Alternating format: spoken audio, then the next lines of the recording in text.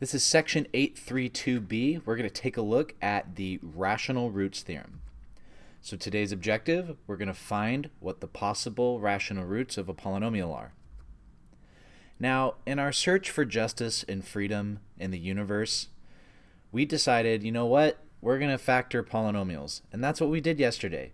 I showed you that using polynomial division as a tool, we were able to factor a polynomial. The issue, I gave you what to divide by. I said, here are some factors.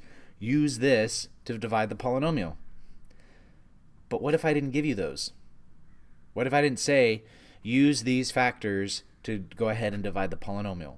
Well, now we need information, because do you just plug in random values until it works out? Yikes, that would be really annoying.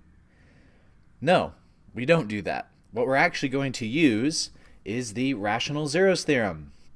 Now, I know this is a bunch of complicated looking jargon, but just bear with me and let's kind of go through it. So it says, suppose you have your polynomial, and that's what the polynomial looks like in every single possible case. And we know that it has to be a degree greater than 1, so, or greater than or equal to 1. Now, what we're going to do is we're going to take this ratio of p over q, and we get our p's from the factors of our constant term. So we think that our constant term is a factor of that is our p, and q is a factor of the leading coefficient. Now, you know how they say, mind your p's and q's, and you're like, where the heck did they get that from? It's not this. It's something else. But maybe that'll help you remember it. We take the ratio of our p's over the ratio of our q's, and we're able to go ahead and create a list of possible zeros or possible roots that will go into our polynomial. Now, I don't need you to write down this definition exactly, but please flashcard it, memorize this, the idea or the essence of it. Maybe come back to this in a little bit so you can paraphrase it a little bit more as I work out a couple of the problems, because it's going to help us out. So here's my polynomial. Let's create a list of all the possible rational zeros. So we list all the factors of the constant. Here are my p's. So p's over q's. So the factors of 3, 1, and 3. Then I list all the factors of the leading coefficient. That's your q. So the factors of 2 are 1 or 2.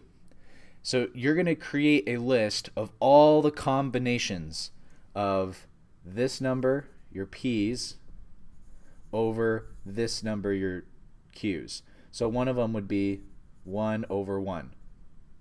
So I could say plus or minus 1. The next would be 1 over 2. So I can say plus or minus 1/2.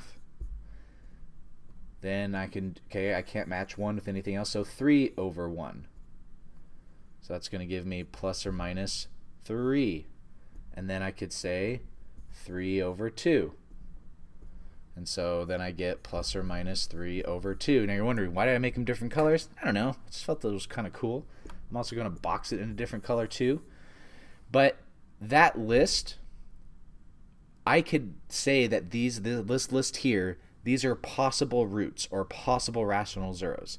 And we'd use division, polynomial division, to test it out. We're not there yet. We just want to create that list. That's all we're practicing today, is just being able to create that list. So what I did here is I took all the factors of this number, which are my possible p's, and then I divided by all the factors of this number, which are my possible q's, and then you do all the combinations. So 1 over 1, 1 over 2, 3 over 1, 3 over 2, and make sure that we do plus or minus, because it's going to be the positive or the negative version of that. Let's look at another one. So first thing I do, list all the factors of my constant. So these are my possible p's.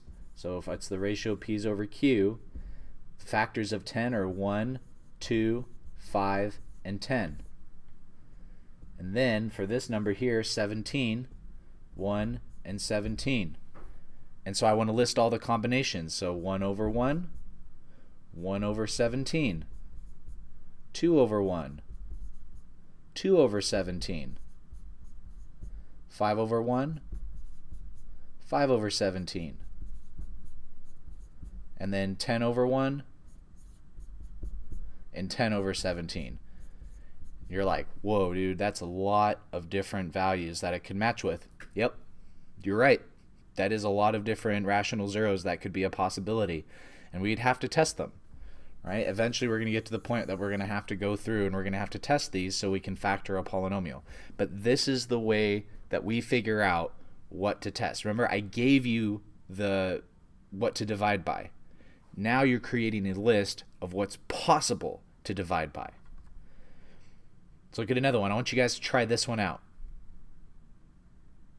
Okay, so these are our possible p's, these are our possible q's. So you should have so far p's over q's, your list of the factors of 20, 1, 2, 4, 5, 10, and 20. And then your factors are 5 and just 1 and 5. So doing the list, you should get 1 over 1 and 1 over 5. 2 over 1 and 2 over 5. Now I'm not going to write plus or minus anymore just to save time, but they're all going to be plus or minus. So then we get 4 over 1 and 4 over 5. 5 over 1. That was the worst 5 ever.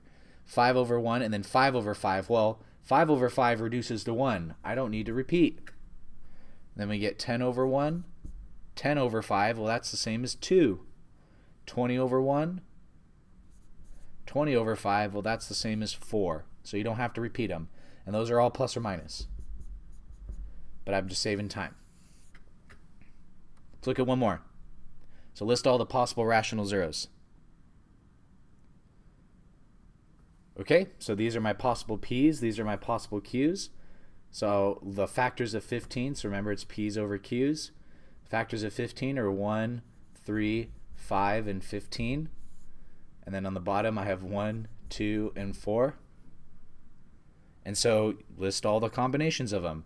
So once again, I'm just going to do a universal plus or minus, but all of them are going to be plus or minus. So you get 1 over 1, 1 over 2, 1 over 4. 3 over 1, 3 over 2, 3 over 4, 5 over 1, 5 over 2, 5 over 4, 15 over 1, 15 over 2, and 15 over 4.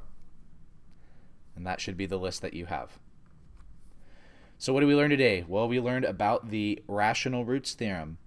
And so what did we use to factor a polynomial? Division, but now we can also use the rational roots theorem, because I'm just going to give you a blanket statement, factor this polynomial. You're going to want to use the rational roots theorem to find all the possible values that could work, and then you have to test them. All right? It's a little time consuming. We're going to get there. We're going to do that in our next lesson. But it's a tool that we can use to now factor a polynomial and find what the roots are. This does conclude our lesson. If you have any other questions, please leave them in the comments.